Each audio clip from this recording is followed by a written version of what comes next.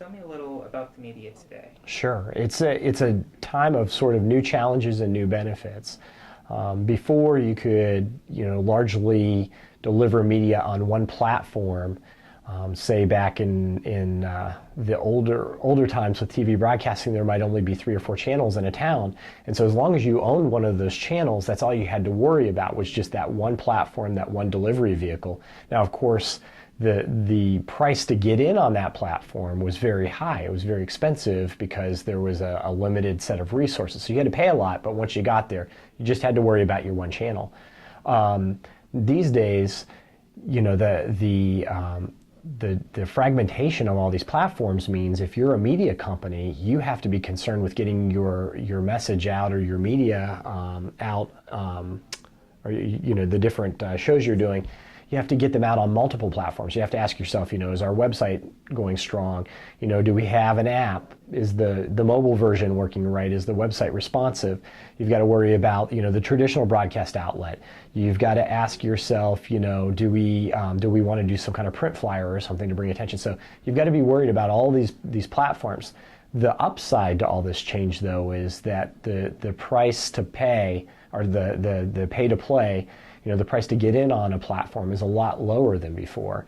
If someone in their own house can set up a streaming radio station, as long as they've got a little bit of money for, a server and a hosting plan and the rights to the music, you can run a radio station out of your bedroom now, whereas before you had to have a full-on station. So that's one example. And then another one is, it used to be, if you were in the media as far as news or storytelling, you really only had to worry about your one platform, and so you'd make every story fit that platform.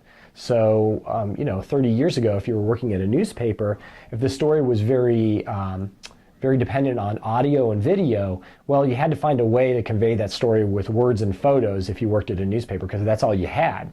These days, largely thanks to digital storytelling, you can look at each story and decide what's the best way to tell the story. Is it with audio? Well, then we'll do it online, and we'll make sure we've got some, great photos to set up a sound slide or something like that. Or is it, video and audio? Then, of course, a video player. And these days, there's still stories that are best told with words or graphics or that kind of thing, like sort of process stories or business stories that don't lend themselves to video and audio. So the great thing about that today is, while you have more decisions to make, you have more freedom in deciding how to tell a story. So do you think news media is kind of declining or even evolving? You mentioned something about print a little bit earlier, right. How print like itself has changed a whole lot over the years, but kind of what I'm noticing on the internet as well is that maybe it's not so much decline, but it's kind of more like evolution, to the point where it's like, okay, well, here's a story and here's a video and here's 6 pictures. Right. What do you think about that? I think it's not, it's if you're going to look specifically at print, I think it's, in my view, more a time of change and more a time of reality settling in. So my last question is, what advice would you give to media students, given that media is constantly changing, evolving, adapting? What advice would you give to them?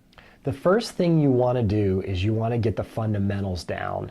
And so if you're a media student, particularly working with the news media or the entertainment part of that, you want to get used to reporting, researching, and then storytelling, multimedia storytelling, and the basics of it. What's the way you can put together a basic VOSOT or package if it's, working with video, the basic way of constructing an inverted pyramid, hard news story, or the basic way of constructing a small narrative with a beginning, a middle, and end, sort of traditional storytelling. Same thing with audio, same thing with photos, how to put together a good photo gallery, and just get those basics, learn how to tell stories. After you master that, you can take any remaining, time and effort you've got into learning specific, delivery methods, whether it's Storify or Tumblr or whatever's going to succeed them, or probably is currently succeeding them. We just don't know about it yet. Those kinds of things come and go. So it's cool to devote a little bit of time to those things, but I really believe if you're solid on your skills, solid on the basics of writing and using the visual storytelling techniques, no matter what technology comes and goes, you'll be able to adapt to it a lot more easily.